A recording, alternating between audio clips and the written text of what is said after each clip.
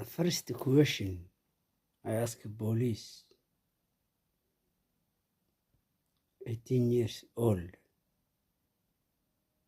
did in police fake law? I will tell you. Because it doesn't work this way, police. This it doesn't work. 2026, all police is empty. Nothing can see. One chief, Meyer in Money Point, with his work, he try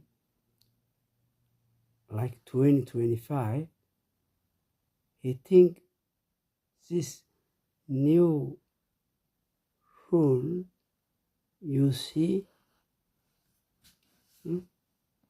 that it doesn't work anymore. I will tell you true. But no explain.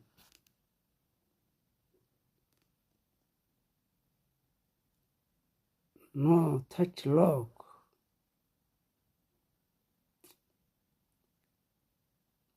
You have to. Because no by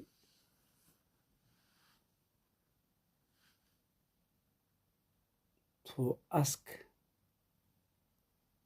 expert, to ask professional. It doesn't work. This mental dream,